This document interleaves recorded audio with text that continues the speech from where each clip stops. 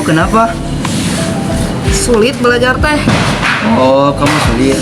Ini ada acara. Coba kamu nonton ini. Assalamualaikum warahmatullahi wabarakatuh. Alhamdulillah. Assalatu wassalamu ala rasulillah wa ala ni'matillah, amma ba'du. Yang saya hormati yaitu Ibu dosen pengampu mata kuliah pendidikan inklusif, yaitu Ibu Ananda Rahmaniar MPD.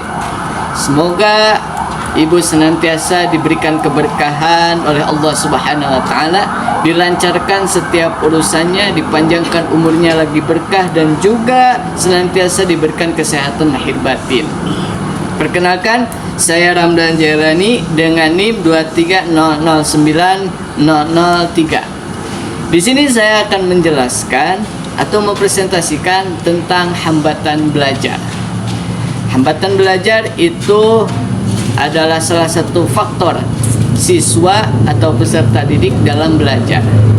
Nah, maka di sini dalam kata pengantarnya, pendidikan itu sangat penting bagi kita. Karena dengan pendidikan kita itu akan senantiasa membedakan mana yang salah dan mana yang benar. Dan dengan pendidikan kita akan menjadi manusia yang seutuhnya dan menjadi hakikat manusia yang sebenar-benarnya. Maka pendidikan itu harus merata, tidak pandang bulu, tidak pandang jabatan, tidak pandang harta, dan lain sebagainya. Dan juga kita sebagai pendidik nih seharusnya memperhatikan kebutuhan siswa apa itu, dan memperhatikan perkembangan siswa, juga harus senantiasa memperhatikan hambatan belajar yang terjadi pada siswa, terkhususnya siswa yang memiliki kebutuhan khusus. Maka di sini kesulitan belajar atau learning disability merujuk pada adanya suatu rintangan atau gangguan yang dihadapi oleh peserta didik, sehingga dapat menghalangi pencapaian tujuan pendidikan yang sebenarnya. Itu seperti kurangnya konsentrasi, yaitu ada juga ibaratnya mah ada gangguan emosi dan lain sebagainya. Tapi perlu disadari nih, ketika hal itu terjadi pasti ada penyebabnya. Jadi ketika ada sebab pasti ada akibatnya. Nah, apa itu akibat yang terjadi pada hambatan belajar? Di sini ada dua kriteria. Yang pertama penyebab dari internal, yang kedua penyebab dari eksternal. Kita bedah dulu nih, penyebab dari internal seperti apa? Yang pertama, penyebab internal, rendahnya kapasitas kognitif siswa. Yang kedua, labilnya emosi yang terjadi pada siswa. Siswa itu masih labil dalam hal emosinya, belum bisa mengendalikan emosinya. Lalu yang ketiga, terganggunya alat-alat indera yang dimiliki oleh siswa, seperti terganggunya pendengaran, penglihatan, dan lain sebagainya. Nah, sedangkan di sini ada penyebab eksternalnya, penyebab di luar. Apa itu penyebab di luar?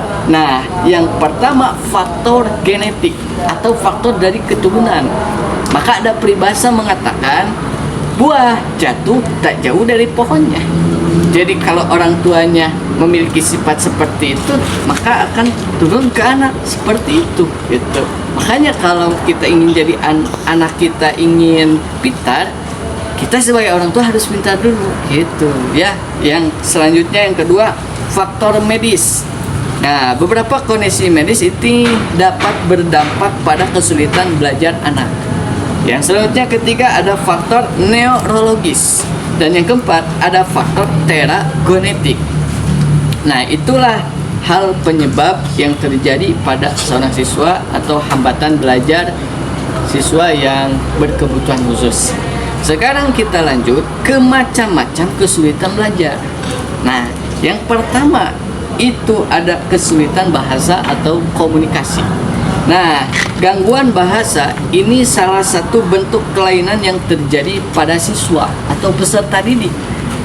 Gangguan bahasa ini diartikan sebagai kesulitan seseorang dalam mengatakan suatu bahasa secara lancar.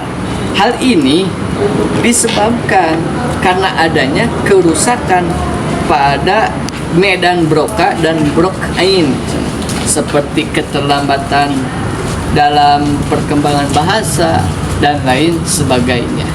Lalu yang kedua, ada kesulitan belajar matematika. Nah, hal ini ditandai dengan perilaku siswa dalam kesulitan mengoperasikan bilangan. Nah, disebabkan karena siswa tersebut kurang minat dan kurang semangat dalam belajar ilmu matematika.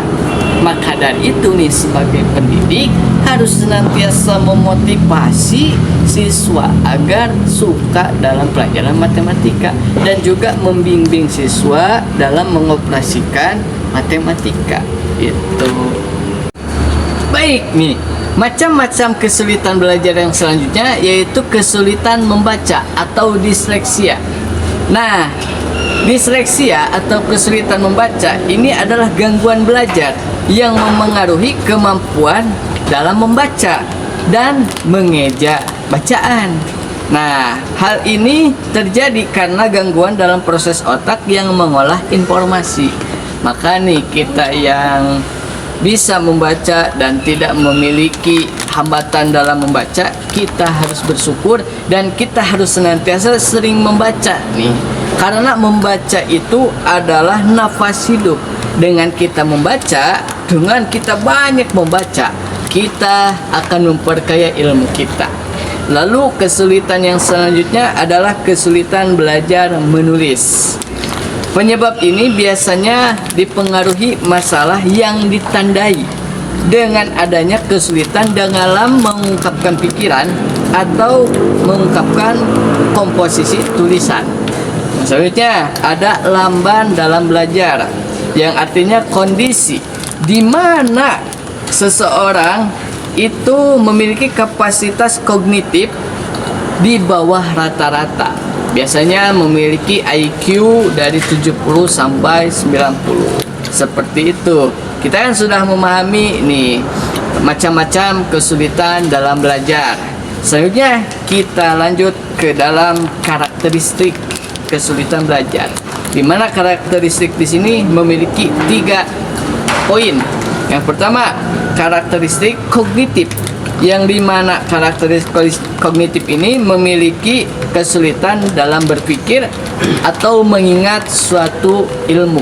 Yang kedua, ada karakteristik akademik, di mana karakteristik akademik ini memiliki masalah dalam bahasa, tulisan, kesulitan belajar matematika, dan lain sebagainya lah. Lalu yang ketiga, yang terakhir adalah karakteristik sosial dan emosional, yang dimana karakteristik ini mencakup dari berbagai tantangan sehingga siswa kurang memahami atau mengelola emosinya, dan juga dia kurang bisa berinteraksi dengan orang lain. Nah, itu adalah karakteristiknya. Sekarang kita lanjut ke dalam dampak kesulitan belajar. Dampak kesulitan belajar yaitu terhambatnya proses pertumbuhan dan perkembangan anak. Sudah jelas, ketika seseorang memiliki kesulitan dalam belajar, berdampak negatifnya yaitu terhambatnya proses pertumbuhan dan perkembangan anak. Nah, yang kedua, gangguan hubungan anak dengan lingkungan. Terganggu anaknya dengan lingkungannya karena dia memiliki kesulitan belajar. Yang selanjutnya yaitu timbulnya rasa frustasi. Jelas, ada rasa kesal dalam diri, tidak bisa-bisa. Ada rasa kesal dalam diri, kok saya seperti ini. Wah, banyak pokoknya kita frustasinya. Seperti itu. Yang selanjutnya adalah membuat anak merasa rendah diri. Ya, itu sudah jelas. Ketika kita atau ada seorang siswa yang memiliki hambatan belajar, itu berdampaknya menjadi merasa rendah diri. Saya mah gak bisa. Saya mah gini. Saya mah gini. Wah, jadi rendah diri lah. Jadi rendah diri, akhirnya down kan ke dalam pikirannya, ke dalam dirinya. Seperti itu. Oke, ya seperti itulah anak-anak. Fahimtum? Apakah paham? Alhamdulillah.